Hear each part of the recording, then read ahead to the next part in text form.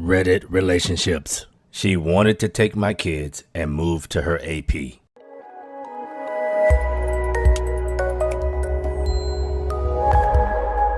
A month after she asked for the divorce, she submitted an official response to the divorce petition to take my children and move out of state to live with her parents, who just so happened to live 5 minutes from her AP. 3 months later, her lawyer and the mediator finally got it through to her that she wasn't going to win a relocation case, especially when our teenage kids said they were not going.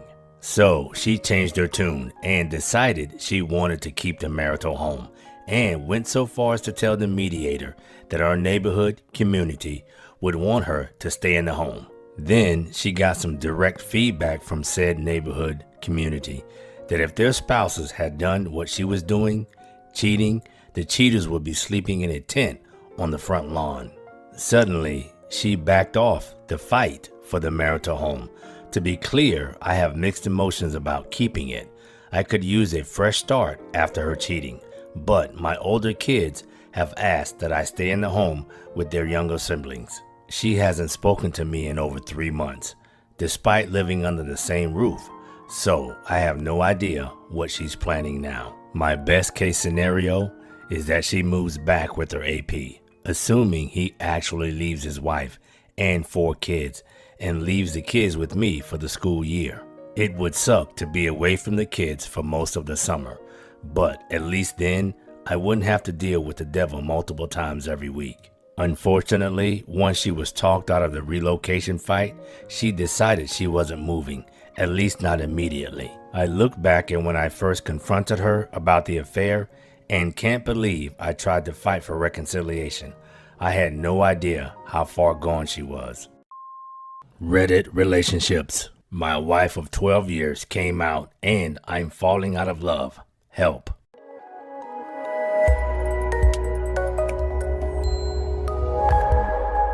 Four years ago, my mother-in-law left my father-in-law, and it basically imploded my wife's family structure. After her mom left, she came out to me as gay, somewhat bi, somewhat demi, or asexual. She said she felt like she's been wearing a mask her whole life and could finally stop acting.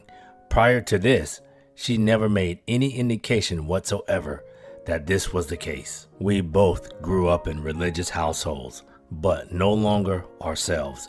I've done my best to be supportive, but as time has gone on, our relationship seems to be eroding, at least for me. 2 years ago, she told me that she loves me, but isn't in love with me anymore. More recently, after I asked her how that has changed or remained the same since then, and she said that she doesn't, and that romance is really just for the beginning of a relationship and doesn't have much use in a long-term relationship. I was shocked and felt humiliated for bringing it up. I've been grieving my hopes and dreams for our relationship ever since then. Lots of Phoebe Bridgers and crying in the car by myself this week. A year ago, we talked about an open relationship and agreed she could try dating a woman friend of hers, but it ended up not working out. She had previously made out with a female friend of hers without telling me, until I found out about it. She was apologetic, but often talks about wondering if she is polyamorous. She seems content to stay married to me, but I'm not sure she always will. Prior to coming out, we already had a slower paced sex life, her preference, maybe once every week or 2. Since coming out, we've tried to have uncomfortable sex 3 to 4 times, but the last time we tried, over 6 months ago, I called it off since she was just laying there, almost catatonic. She makes no effort towards me in ways that I've communicated are important to me, but expects me to accept and celebrate her and her new identity and support her in ways that are important to her. I'm feeling lost and like I have very little love for her anymore. I'm still attracted to her, but I've received so much rejection from her that it feels pointless and I'm growing resentful. I don't want to waste what young years I have left with a partner who doesn't make me feel loved and expects so much from me without reciprocation. I never wanted to be in a loveless marriage, just getting by and focusing on the kids. Now that she has taken her mask off, I guess I'm wondering if I was just in love with her mask. We have kids, a house, merged finances. Is it selfish to want more from a relationship? Is my happiness worth displacing us from our home? Is this type of distance normal in a long-term relationship? Looking for any advice or insights. Thanks. Edit. Wow, thank you all for the wake-up call. I know what I have to do, but I don't know if I have the strength to do it. I'm going to try a solo counselor to help me and then probably start trying to find an attorney. This really sucks. Reddit relationships. Just as I'm getting over the shock of my wife's affair, I find out she's pregnant by her AP.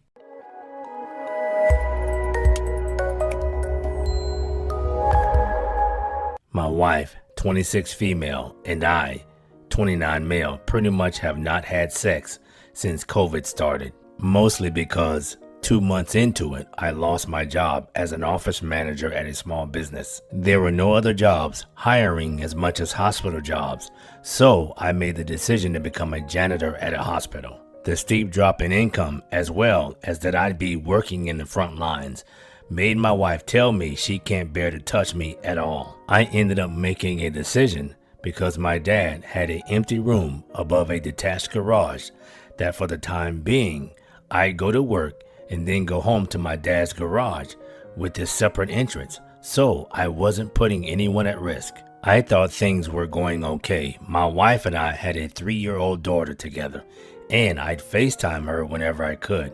But my wife started getting distant and asking if I could pick up another job because our finances were still so tight. She was disappointed when I said I didn't think I could find any, and the people at the hospital were telling us that overworking ourselves would really doom us if the virus happened to be incubating inside of us. I would call my wife and she started just not answering my calls until later. I was the most alone I'd ever been, but I thought that at least my wife seemed to be okay since she was posting about having Zoom wine and cheese night or virtual board game night with her friends pretty much every night on her story. Slowly though, my FaceTime calls would be reduced to a few quick words with my wife before she handed the phone to my daughter. I came home around fall of 2020.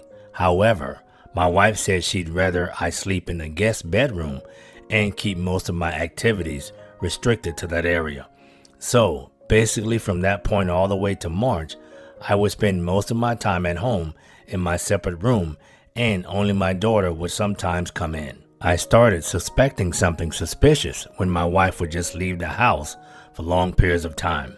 Also, I saw discarded price tags of expensive clothes and other stuff that I knew we wouldn't be affording on my salary. She leaves her iPad open one day, and I see a trail of money transfers via Zelle from the same person. She finally admits to the affair, but phrases it as she was in total survival mode and sarcastically said that I had hopped off into the sunset like you were going off to war and I was supposed to wait at the windowsill for you. After our blowout argument, I go to my dad's house to blow off steam. When I got back home, my daughter was up already, but my wife was sleeping.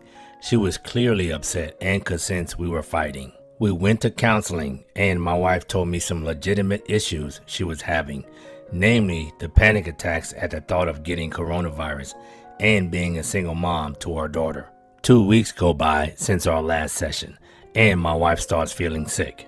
During therapy, we had promised each other an open phone policy if either of us felt uncomfortable, because she also said that she cheated because she was thinking I could have easily also had an affair. I felt she was being sneaky again, so I asked if I could see her phone. She then said that she needed to talk to me.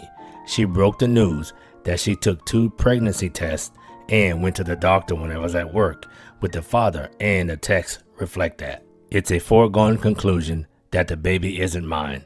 I didn't want to come face to face with the other man, but my wife said that he wants to be a part of his kid's life. My wife and I are both white, and the other man is African American. And the other man says that he's the only one who can impart on the kid the other half of his or her identity.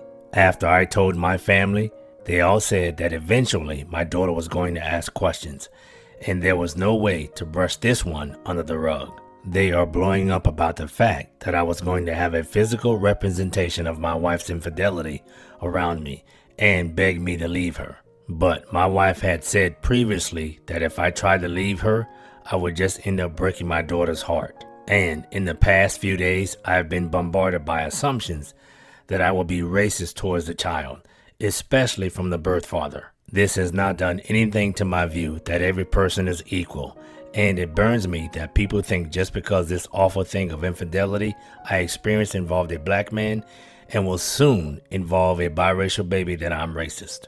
I will never be anything but affectionate to the kid. I will honor the child as my daughter's sibling, but I don't think I can stand my wife anymore. I don't think I can stand being around her because every moment is always anger and stress for me. Like how this baby she wants to have is coming, but I don't see how I could be in the delivery room when the father wants to be there.